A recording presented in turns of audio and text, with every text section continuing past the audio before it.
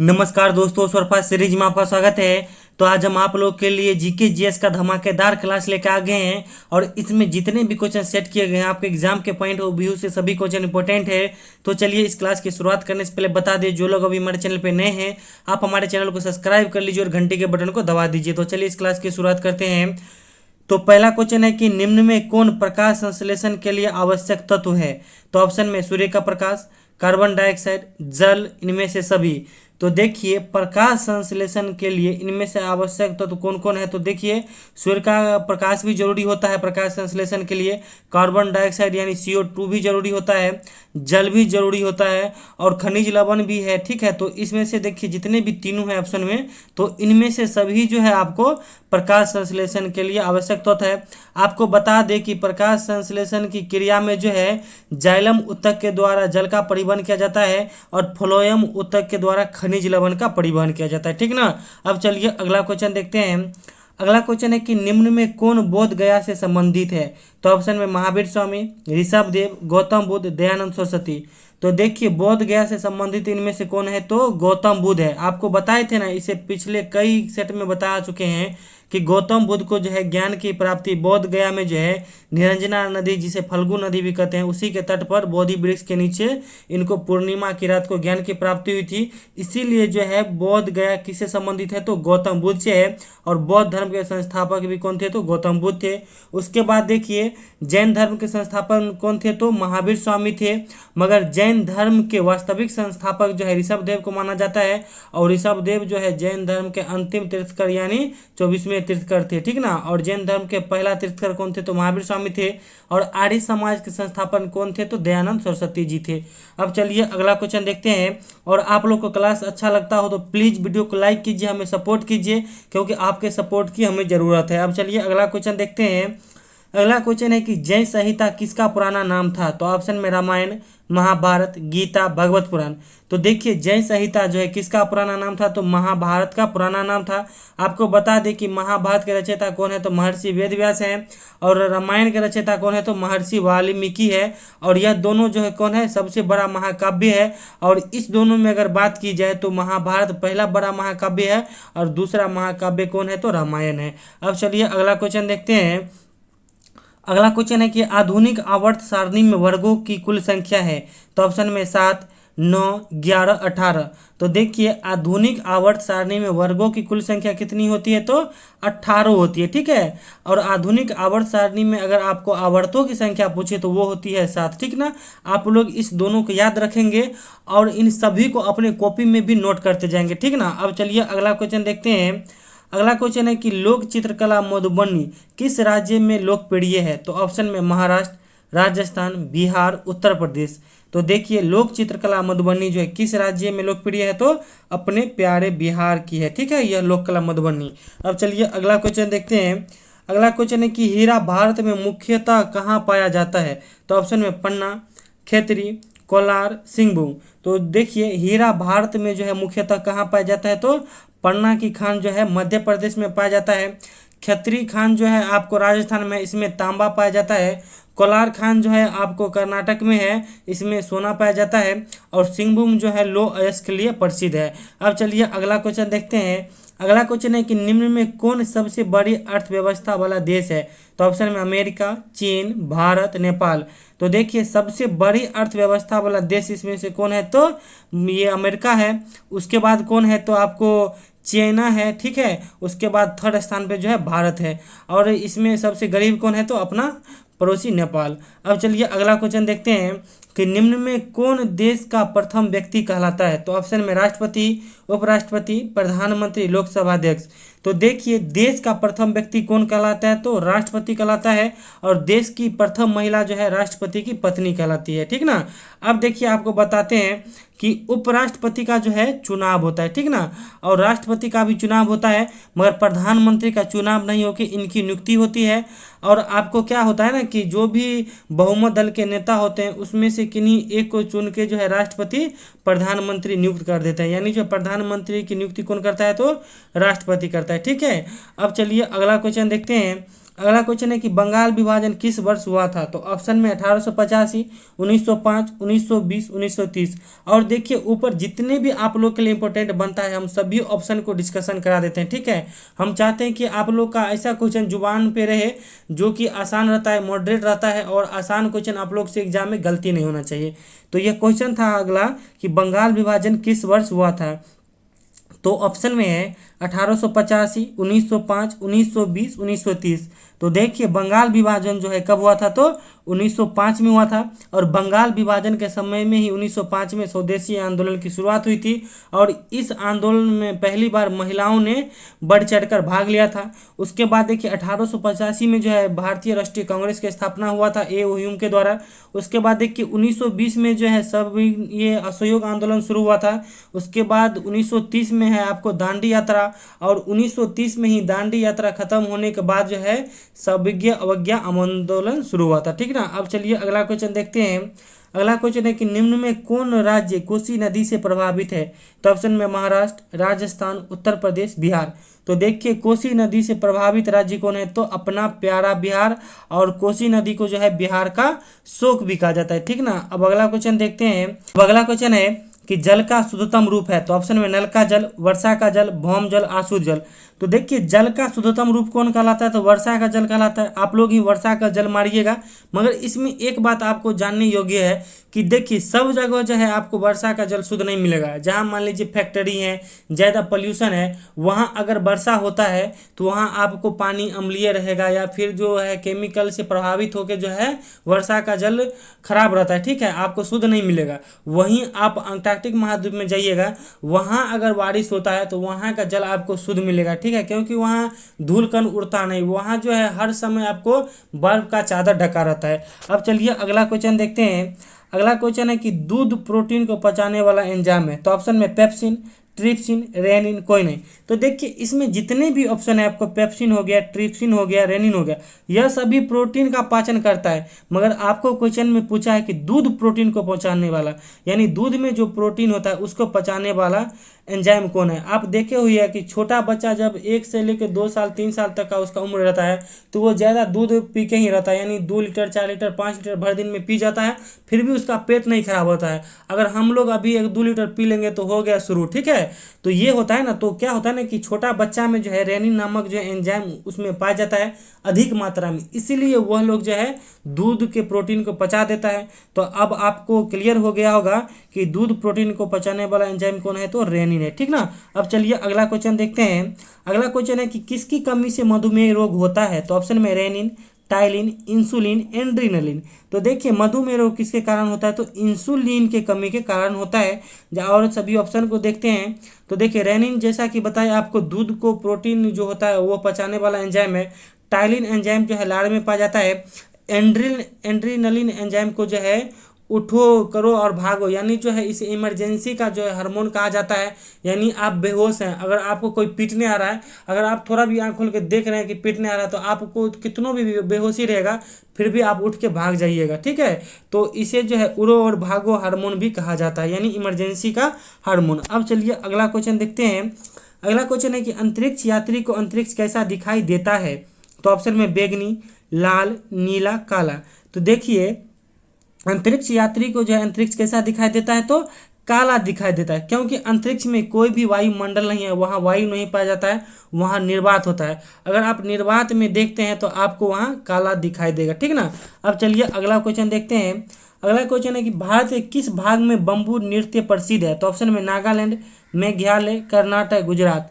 तो देखिए भारत के जो है इसमें ऑप्शन के अकॉर्डिंग नागालैंड में जो है बम्बू नृत्य प्रसिद्ध है। उसके बाद देखिए मेघालय में जो है आपको कौन सा नृत्य होता है? तो लोहो नृत्य जो है यहाँ का लोक नृत्य है। उसके बाद यक्षगान नृत्य जो है कर्नाटक का है, और आपको जो है दांडिया नृत्य कहाँ का है? गुजरात का है। अब चलिए अगला क्वेश्चन देखते हैं। दंडिया हो गया, ये गरबा हो गया। अब अगला क्वेश्चन है कि निम्न नदियों में से सबसे अधिक पथ परिवर्तन करती है? तो ऑप्शन में सोन नदी, गंडक नदी, कोसी नदी, गंगा नदी। तो देखिए निम्न नदियों में से सबसे अधिक पथ परिवर्तन कौन नदी करती है? तो कोसी नदी करती है। और जैसा कि आपको ऊपर भी बताए थे कि कोसी नदी से प्रभावित राज्य कौन है, तो हमारा बिहार है। और कोसी नदी को जो है बिहार का शोक भी कहा जाता है। और यहाँ एक चीज़ और याद रखिएगा आप लोग के इम्पोर्टेंट है, देखिए सोन नदी का उद्गम स्थल कौन है, अमरकंटक है। और गंगा नदी का उद्गम स्थल कौन है, तो गंगोत्री ग्लेशियर है। अब चलिए अगला क्वेश्चन देखते हैं। अगला क्वेश्चन है कि नालंदा विश्वविद्यालय को नष्ट किसने किया था। तो ऑप्शन में बख्तियार खिलजी, कुमारगुप्त, चंद्रगुप्त मौर्य, इनमें से कोई नहीं। तो देखिए नालंदा विश्वविद्यालय को नष्ट किसने किया था, तो बख्तियार खिलजी ने किया था। और नालंदा विश्वविद्यालय की स्थापना किसने किया था, तो ये कुमारगुप्त ने किया था। यह जो है गुप्त वंश के शासक थे। और मौर्य वंश के संस्थापक कौन थे, तो चंद्रगुप्त मौर्य थे। अब चलिए अगला क्वेश्चन देखते हैं। अगला क्वेश्चन है कि निम्न में कौन दक्षिण भारत के पर्वत श्रृंखला है। तो ऑप्शन में अरावली, हिमालय, नीलगिरी, सतपुरा। तो देखिए इसमें से जो है दक्षिण भारत की पर्वत श्रृंखला कौन है, तो नीलगिरी है। और नीलगिरी कहाँ है, केरल और तमिलनाडु के जो है सीमा पर पाया जाता है। और नीलगिरी पर्वत पर ही 12 साल में एक बार कुरिंजी पुष्प जो है उगता है।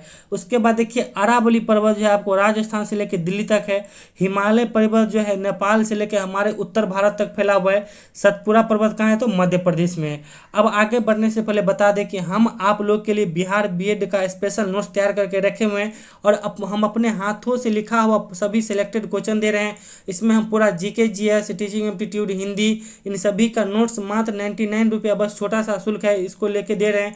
तो आप जो लोग भी लेना चाहते हैं, ये मेरा नंबर है 7050387142, ये मेरा व्हाट्सएप नंबर है, प्लस गूगल पे फोन पे भी नंबर है। तो आप लोग इस पे 99 रुपया पेमेंट करके अनलिमिटेड हमसे नोट्स ले सकते हैं। जहाँ तक जरूरी हो हम आप लोगों को काउंसलिंग तक, जब तक आपका एडमिशन नहीं हो जाएगा तब तक हम आपके साथ रहेंगे, ठीक ना। अब चलिए अगला क्वेश्चन देखते हैं। अगला क्वेश्चन है कि आग की खोज किस काल में हुई थी। तो ऑप्शन में पुरापाषाण काल, नवपाषाण काल, वैदिक काल, इनमें से कोई नहीं।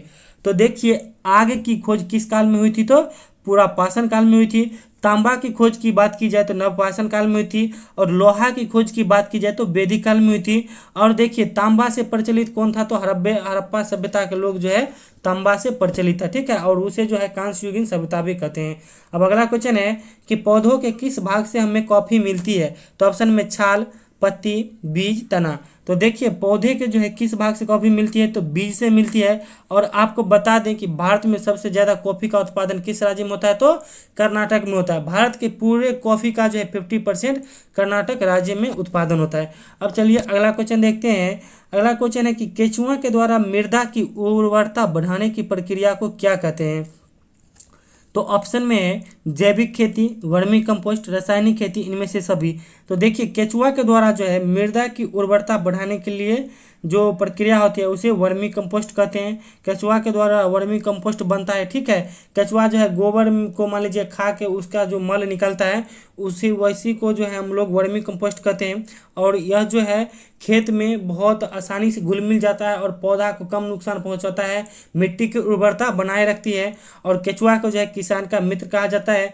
अब देखिए जैविक खेती में क्या होता है, तो जैविक खेती में केंचुआ का नहीं प्रयोग करके, जैसे मान लीजिए देखे होइएगा गांव में कि धान के समय में जैसे ढैंचा उगा देता है खेत में, उसको बाद देखिए ट्रैक्टर से फिर ढैंचा को जोत के खेत के अंदर ही मिट्टी में दबा के पानी से जो है पटा दिया जाता है।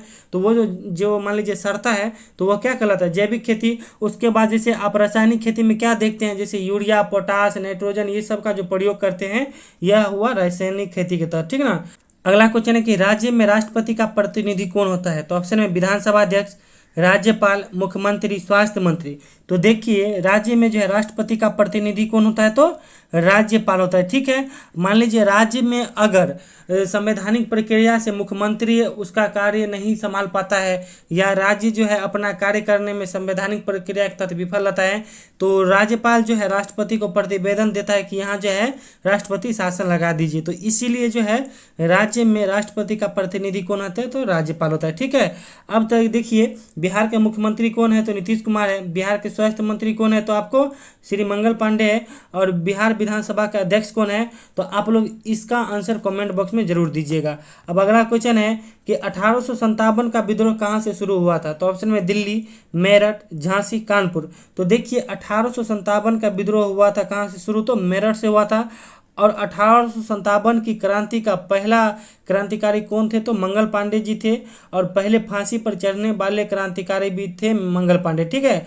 अब देखिए दिल्ली से जो है इस क्रांति का नेतृत्व किसने किया था? तो बहादुर शाह जफर ने किया था। झांसी से जो है रानी लक्ष्मीबाई ने किया था। कानपुर से जो है नाना साहेब ने इस क्रांति का नेतृत्व किया था। अब अगला क्वेश्चन है कि यूनेस्को का मुख्यालय कहाँ है? तो ऑप्शन में पेरिस, वाशिंगटन डीसी, जेनेवा, रोम। तो देखिए यूनेस्को का मुख्यालय कहाँ है? तो पेरिस में स्थित है। विश्व बैंक का मुख्यालय वाशिंगटन डीसी में है। उसके बाद देखिए रेड क्रॉस हो गया, विश्व स्वास्थ्य संगठन का मुख्यालय हो गया जेनेवा में। और विश्व कृषि संगठन और खाद्य संगठन का मुख्यालय कहाँ है? तो रोम में है। अब अगला क्वेश्चन है कि भारत में संघ राज्यों का प्रशासन किसके द्वारा होता है? तो ऑप्शन में राष्ट्रपति, उपराज्यपाल, गृह मंत्री, प्रधानमंत्री। तो देखिए भारत में जो है संघ राज्यों यानी जो है केंद्र शासित प्रदेश में किसके द्वारा प्रशासन होता है? तो उपराज्यपाल के द्वारा होता है। ठीक है। अब चलिए अगला क्वेश्चन देखते हैं। और उपराज्यपाल भी जो है केंद्र शासित प्रदेश में राष्ट्रपति का जो है प्रतिनिधि होता है। ठीक ना। अब अगला क्वेश्चन है कि अंध महाद्वीप किसे कहा जाता है? तो ऑप्शन में एशिया, अफ्रीका, ऑस्ट्रेलिया, अंटार्कटिका। तो देखिए अंध महाद्वीप किसे कहा जाता है? तो अफ्रीका महाद्वीप को कहा जाता है, क्योंकि यहाँ जो है बहुत गरीबी है, भुखमरी है और यहाँ का विकास बहुत ही धीरे धीरे होता है। ठीक है। और यहाँ सबसे ज़्यादा जनजातियों की संख्या भी पाई जाती है। और देखिए एशिया महाद्वीप जो है सबसे ज़्यादा जनसंख्या वाला महाद्वीप है। ऑस्ट्रेलिया महाद्वीप को जो प्यासी भूमि का महाद्वीप कहा जाता है। और अंटार्कटिका महाद्वीप जो है बर्फ से पूरा ढका हुआ है और इसे जो है किसी भी देश के कब्जा में, यह जो है मतलब किसी भी देश के कब्जा में नहीं है, सिर्फ यह जो है वैज्ञानिक जो है शोध के लिए छोड़ा गया है। ठीक ना। अगला क्वेश्चन है कि पादप विज्ञान में किसका अध्ययन किया जाता है? तो ऑप्शन मानव शरीर, पौधा, मिट्टी, अनुवांशिकी। तो देखिए पादप विज्ञान में जो किसका अध्ययन किया जाता है? तो पौधा का अध्ययन किया जाता है। ठीक ना। अब आपको बता दें कि पेडोलॉजी में मिट्टी का अध्ययन किया जाता है और जीन का अध्ययन क्या कहलाता है? तो अनुवांशिकी कहलाता है। अब चलिए अगला क्वेश्चन देखते हैं। अगला क्वेश्चन है कि भारतीय संसदीय प्रणाली कहाँ से लिया गया है? तो ऑप्शन में ब्रिटेन, अमेरिका, रूस, ऑस्ट्रेलिया। तो देखिए भारतीय संसदीय प्रणाली जो है ब्रिटेन के संविधान से लिया गया है, अमेरिका से मौलिक अधिकार लिया गया है, रूस से जो है मौलिक कर्तव्य लिया गया है और ऑस्ट्रेलिया से जो है प्रस्तावना लिया गया है। अब अगला क्वेश्चन है कि शरीर में तत्काल ऊर्जा पाने के लिए किसकी आवश्यकता अधिक होती है? तो ऑप्शन में प्रोटीन, विटामिन, ग्लूकोज, संतुलित आहार। तो देखिए शरीर में जो है तत्काल ऊर्जा पाने के लिए किसकी आवश्यकता होती है? तो ग्लूकोज की आवश्यकता होती है। देखिएगा जो लोग रनिंग करते हैं वो लोग खुद को तत्काल ऊर्जा देने के लिए किसका प्रयोग करते हैं? तो ग्लूकोज का प्रयोग करते हैं। अब अगला क्वेश्चन देखते हैं कि कलपक्कम परमाणु विद्युत संयंत्र कहाँ अवस्थित है? तो ऑप्शन में कर्नाटक, तमिलनाडु, गुजरात, राजस्थान।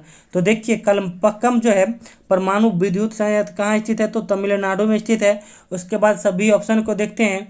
तो देखिए कैगा परमाणु विद्युत संयंत्र कहाँ है? तो कर्नाटक में है। उसके बाद जो है काकरापारा कहाँ है? तो गुजरात में है। और रावतभाटा कहाँ है? तो राजस्थान में स्थित है। अब अगला क्वेश्चन देखते हैं। अगला क्वेश्चन है कि भारत में ऊर्जा का मुख्य स्रोत क्या है? तो ऑप्शन में आणविक, तापीय, जल विद्युत, कोई नहीं। तो देखिए भारत में जो है ऊर्जा का मुख्य स्रोत कौन होता है? तो तापीय होता है। हमारे देश में जितने भी बिजली होता है, चाहे जितना भी ऊर्जा का उत्पादन होता है, वो कोयला से होता है। देखिएगा कभी कभी बिजली हमारे घर में करता है या शहर में करता है कि इस स्थिति में करता है जब जो है कोयला का मान लीजिए उत्पादन कम हो गया या आपूर्ति कम हो जाता है। ठीक है। तब वो जो है आपको बिजली कम मिलने लगता है। तो इसीलिए कहा जाता है कि भारत में जो है सबसे अधिक तापीय ऊर्जा से ही ऊर्जा मिलती है। ठीक है। अब चलिए अगला क्वेश्चन देखते हैं।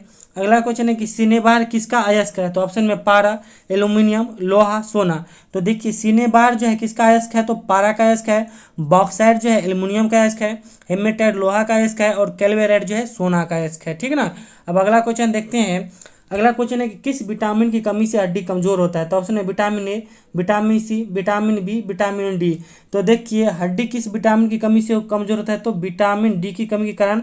आप सुने होंगे कि विटामिन डी की कमी के कारण रिकेट्स होता है। यही रिकेट्स बीमारी क्या होता है? इसमें जो है हड्डी कमजोर हो जाता है। उसके बाद देखिए विटामिन ए की कमी से रतौंधी होता है, विटामिन बी की कमी से बेरी होता है और विटामिन सी की कमी से अस्कर्वी रोग होता है। इसमें क्या होता है ना कि मुंह से मतलब ब्लड यानी मसूड़ा से आपको ब्लड आने लगता है। ठीक। अब चलिए अगला क्वेश्चन देखते हैं।